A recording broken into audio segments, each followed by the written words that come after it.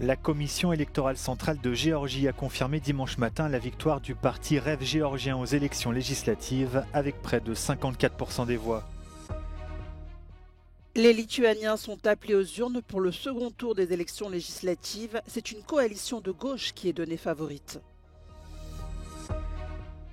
Sur fond de crise politique, la Bulgarie vote pour la 7e fois en 3 ans ce dimanche pour élire son Parlement. Au Portugal, des milliers de personnes ont battu le pavé pour dénoncer les violences policières et le racisme après la mort d'un homme noir.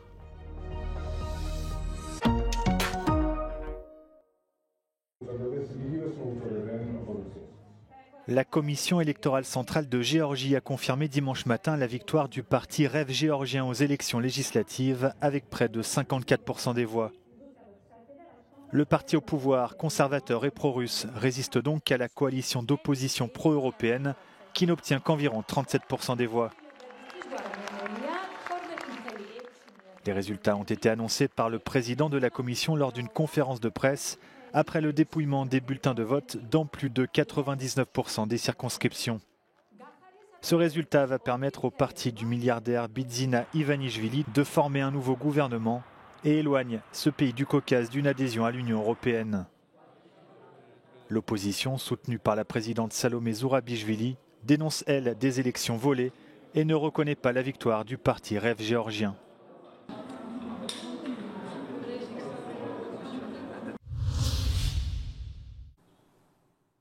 Ce dimanche, les Lituaniens s'apprêtent à voter pour le second tour des élections législatives qui devraient porter au pouvoir une coalition de gauche.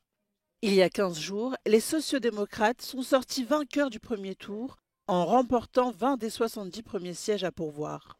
Ils s'apprêtent donc à remplacer les conservateurs au pouvoir, un changement qui, selon les analystes, ne devrait pas modifier le soutien à l'Ukraine apporté par ce pays membre de l'OTAN et de l'Union européenne. Les mesures strictes du Covid pendant la pandémie, les scandales politiques et l'afflux de migrants en provenance du Bélarus ont nui à la popularité du gouvernement en place qui a pris ses fonctions en 2020. L'État balte, de 2,8 millions d'habitants, craint d'être la prochaine cible de la Russie, dans le cas où Moscou remporterait sa guerre contre l'Ukraine. Cette élection donnera le ton politique du pays pour les 4 prochaines années. D'après les experts, la politique étrangère du pays ne devrait pas varier. Pour la 7e fois en 3 ans, les Bulgares votent ce dimanche pour élire leur Parlement sur fond de crise politique. D'après les sondeurs, une faible participation est attendue, en cause la lassitude des électeurs qui n'attendent plus grand-chose de leur classe politique, mais également la composition actuelle du Parlement morcelée.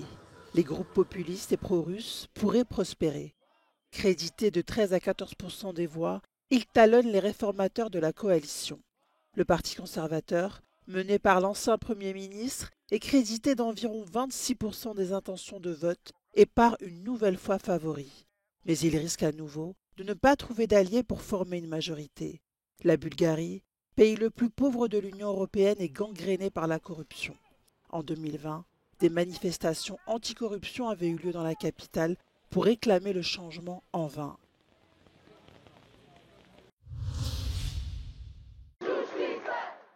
Ils étaient des milliers à manifester dans la capitale portugaise samedi contre les violences policières et le racisme après la mort lundi dernier d'un homme noir âgé de 43 ans.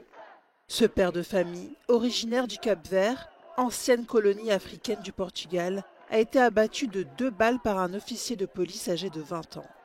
Durant 4 jours, des violences ont éclaté dans les quartiers populaires de Lisbonne où vivent d'importantes communautés immigrées. Les manifestants, qui défilaient de façon pacifique, ont scandé des slogans tels que « Pas de paix sans justice »,« Violence policière, héritage colonial ». Sur les pancartes, on pouvait lire « Arrêtez de nous tuer, le racisme tue » ou encore « Black Lives Matter ».